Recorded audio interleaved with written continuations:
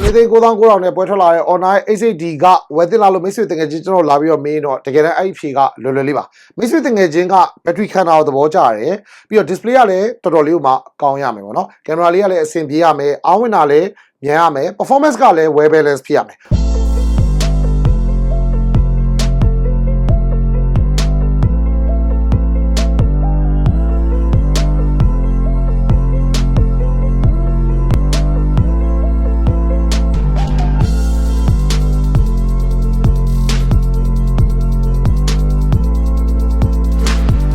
15သိန်းဈေးတက်မှာဖုန်းဝယ်မယ်ဆိုလို့ရှိရင်မိတ်ဆွေတို့စဉ်းစားမှာကကင်မရာကောင်းလား performance ကောင်းလားအဲ့ဒါတွေပဲမိတ်ဆွေတို့စဉ်းစားမှာပေါ့နော်ဒါပေမဲ့ကျွန်တော်ဒီနေ့ first impression လုပ်ပေးမဲ့ online H8D ကနည်းနည်းလေးတော့ထူးခြားတယ်လို့ပြောလို့ရတယ်။ဘာလို့ဆိုတော့ဒီဖုန်းကဆိုလို့ရှိရင်သူကဒီ AMOLED display ပါတော့ကျွန်တော်တို့တွေ့ရတယ်။နောက်တစ်ခါကျ120 megapixel camera ပါတယ် IP65 ပါတယ် stereo speaker ပါတယ်ပေါ့နော်။ဆိုတော့မိတ်ဆွေတို့ကစဉ်းစားမယ်ဟာအဲ့ဆိုလို့ရှိရင်14သိန်း9,900ပဲပေးရတဲ့ Honor H8D က specification တွေပဲကောင်းတာလားတကယ်သုံးတဲ့ experience ကောက်ဘယ်လိုရှိလဲဆိုတာမိတ်ဆွေတို့စိတ်ဝင်စားလိမ့်မယ်ကျွန်တော်ဒီနေ့မှာဆိုလို့ရှိရင်တော့အသစ်ဆက်ထွက်လာဖြစ်တဲ့ Honor H8D ကိုကျွန်တော်ရဲ့ perspective ကို first impression နဲ့ပြပြပေးသွားမှာဖြစ်ပါတယ်ကျွန်တော်ကတော့ FM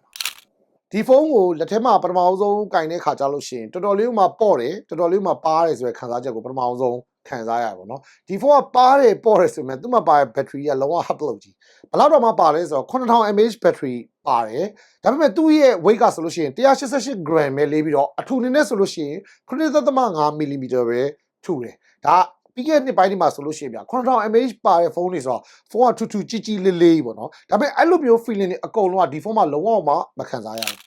ဆက်ပြီးတော့ပြကျွန်တော်ဒီဖုန်းရဲ့ design ပေါ့နော်ဒီဖုန်းရဲ့ design ကအရန်ကြီးကို premium ဖြစ်တဲ့ပုံစံမျိုးတော့မဟုတ်ဘူးဒါပေမဲ့ကြည့်လိုက်တဲ့ခါကျလို့ရှိရင်အရန်မှာ clean ဖြစ်တယ်နောက်သဘောကျအချက်ကိုပြောမယ်ဆိုလို့ရှိရင် modern ဖြစ်တယ်လို့ပြောလို့ရတယ်ဆိုလိုတာကဒီဖုန်းဒီ2026ခုနှစ်မှာအသစ်ဆက်ထွက်လာတဲ့ဖုန်းဆိုတာဗျာကြည့်လိုက်တာနဲ့သိတာပေါ့နော်နောက်ကျောဘက်မှာဆိုလို့ရှိရင်တော့သူက plastic bag ကိုသုံးပြီးတော့ frame တွေအကုန်လုံးက plastic frame ကိုအသုံးပြုပေးထားတယ်ဒါပေမဲ့စမ်းတာတစ်ခုကဒီဟာဗျာပြောပြဖို့ခက်တယ်ပေါ့နော်လက်ထဲမှာကင်ကြီးမှပဲသိရ hand feeling ကပြောရမယ်ဆိုလို့ရှိရင်လုံးဝပေါ့ရွှွှွကြီးဖြစ်နေတာမဟုတ်ဘဲနဲ့အယောင်မှာကြစ်လေးလေးနဲ့ solid အယောင်မှာဖြစ်တဲ့ feeling ကိုကျွန်တော်အနေနဲ့အပြည့်အဝခံစားရတယ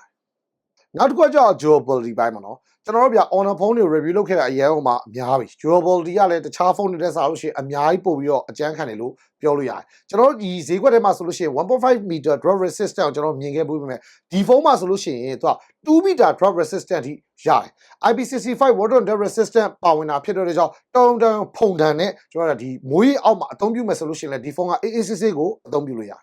ဒီလိုမျိုး2 meter drop resistance ရတယ်ဆိုတာကလည်းဒီဖုန်းကSGS ရဲ့ drop and crush performance certification လေးရထားတာဖြစ်တယ်အဲ့အတွက်ကြောင့်ဒီဖုန်းရဲ့ durability ဘက်မှာတော့ဘာမှကိုစိတ်ပူစရာမလို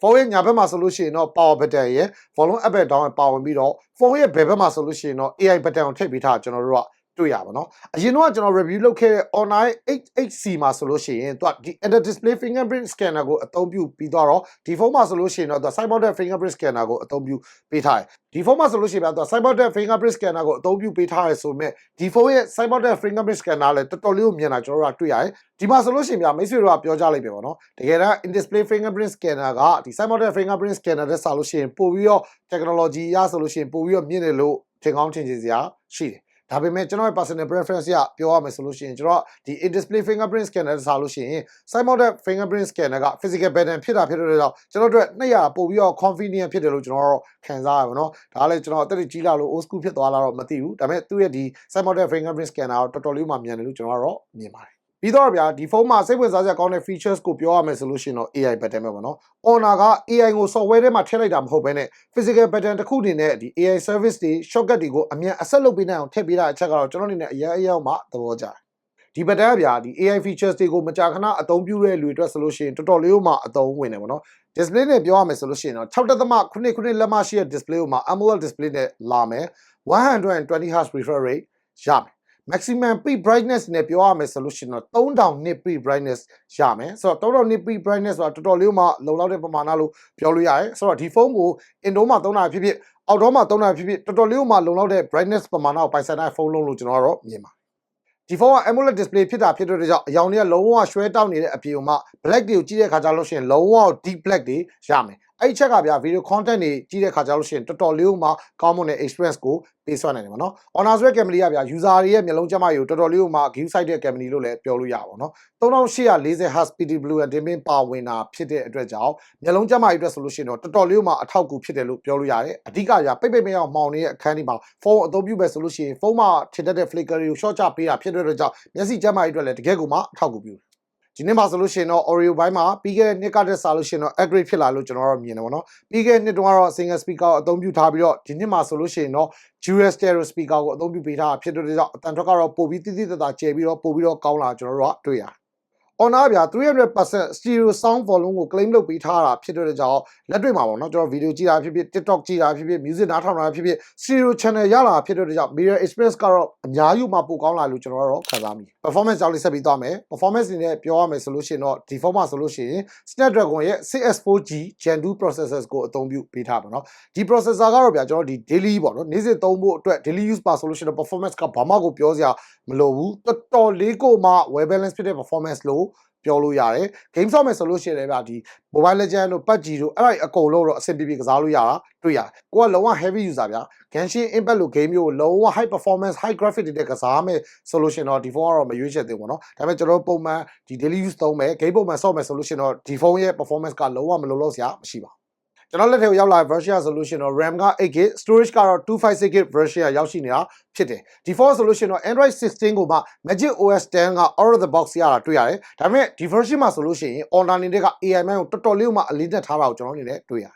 AI screen suggestion လို့ features တွေအပြင် AI editing နဲ့တခြား AI features တွေအများကြီးပါဝင်တာလည်းကျွန်တော်တို့ကတွေ့ရတယ်အားလုံးစိတ်ဝင်စားကြပဲ camera ကြောင်းလေးကျွန်တော်ပြောပြချင်ပါတယ်ခင်ဗျာဒီဖုန်းမှာဆိုလို့ရှိရင်တော့ဒီနောက်ကျောဘက်မှာ dual camera setup နဲ့လာတာကျွန်တော်တို့ကတွေ့ရတယ် main camera ကကျတော့ 108 megapixel ကိုမှသူက OIS ပါဝင်တာကျွန်တော်တို့ကတွေ့ရတယ်နောက်တစ်လုံးကကျတော့ ultra wide ပေါ့နော် ultra wide ကတော့ 5 megapixel ပါဝင်တာကျွန်တော်တို့ကတွေ့ရတယ်ကျွန်တော် main camera ရဲ့ quality ကြောင်းပဲကျွန်တော်စပြီးတော့ပြောပြချင်တယ်ပေါ့နော်ဒီဖုန်းက smartphone တွေရဲ့ထုံးစံတိုင်းအလင်းအောင်ကောင်းကောင်းရတဲ့နေရာတွေမှာရိုက်ပဲဆိုလို့ရှိရင်ပုံထွက်တွေကတော်တော်လေးမှကောင်းတယ်လို့ပြောလို့ရတယ်အဓိကဒီဖုန်းရဲ့ camera quality မှာကျွန်တော်သဘောကျအချက်ကိုပြောရမယ်ဆိုလို့ရှိရင်တော့ detail နဲ့ dynamic range ကတော်တော်လေးမှကောင်းတယ်ဒါပြင်မှာတော့နောက်ွယ်မှာဆိုလို့ရှိရင် AI ကပံ့ပိုးပေးထားတာဖြစ်တဲ့ကြောင့်ကြည့်ရတဲ့ပုံထွက်တွေကအရင်ကမှ eye candy ဖြစ်တယ်ပေါ့နော်မြန်မာလိုမြင်တောင်ပြောရမျက်စိပရာသာဖြစ်တယ်လို့ကျွန်တော်စိတ်ထဲမှာအပြည့်အဝအောင်မှခံစားရတယ်။ဒီ ultra wide ကျတော့မိတ်ဆွေတို့သိတဲ့အတိုင်းပဲပေါ့နော် panorama shoot ရိုက်မဲ့လူတွေနောက်တစ်ခါကျ shoot ကင်းပုံ landscape ရိုက်မဲ့လူတွေအတွက်ဆိုလို့ရှိရင်လည်းအရင်ကမှအဆင်ပြေလို့ကျွန်တော်တော့မြင်တယ်ဒီမှာဆိုလို့ရှိရင်လည်းကျွန်တော်စပယ်ရိုက်ထားတဲ့ပုံလေးတွေကိုပြပေးထားပါတယ်။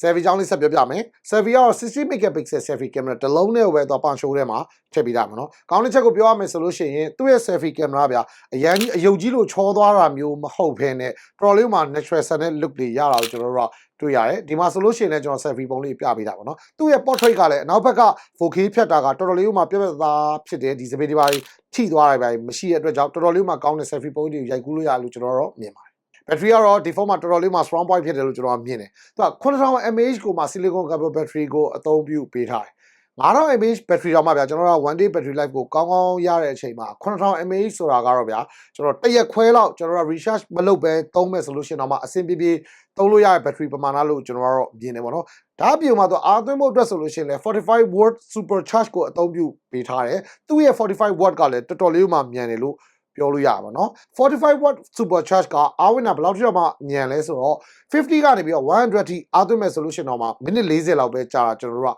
တွေ့ရတယ်ဘက်ထရီကလည်းကြီးတယ်အားဝင်တာလည်းမြန်တာဖြစ်တဲ့ကြောင့်ဖုန်းကိုလုံးဝ heavy သုံးကျင်တဲ့ heavy usage user တွေအတွက် solution တော့ဒီဖုန်းကလုံးဝအဆင်ပြေလို့ကျွန်တော်ကတော့မြင်ပါတယ်အချုပ်အနေနဲ့14,900နဲ့ပွဲထွက်လာတဲ့ Honor X8D ကဝယ်သင့်လားလို့မိတ်ဆွေတကယ်ချင်းကျွန်တော်လာပြီးတော့မေးတော့တကယ်တမ်းအဲ့ဒီဖြေကလွယ်လွယ်လေးပါမိတ်ဆွေတကယ်ချင်းကဘက်ထရီခန္ဓာကိုသဘောကျတယ်ပြီးတော့ display ကလည်းတော်တော်လေးကိုမှကောင်းရမယ်ပေါ့နော်ကင်မရာလေးကလည်းအဆင်ပြေရမယ်အားဝင်တာလည်းမြန်ရမယ် performance ကလည်း well balance ဖြစ်ရမယ် official branding ကိုလည်းလိုချင်တယ်ဆိုလို့ရှိရင်တော့ Honor X8D ကတကယ်တမ်းဈေးကွက်ထဲမှာတော်တော်လေးမှဝယ်သင့်တဲ့ဖုန်းတစ်လုံးလို့ကျွန်တော်ကတော့မြင်တယ်14,900နဲ့ပွဲထွက်လာတဲ့ Honor X8D ကိုတကြောင်နဲ့မြင်သာအောင်ပြောရမယ်ဆိုလို့ရှိရင် price to performance ဆိုတာထက်စားလို့ရှိရင် price to overall experience ကတော်တော်လေးမှကောင်းတဲ့ဖုန်းတစ်လုံးလို့မြင်မိပါတယ်လို့ပြောရင်းနဲ့ပဲ video လေးဒီမှာပဲဆုံးသက်ပြီးချင်ပါတယ်ခင်ဗျာ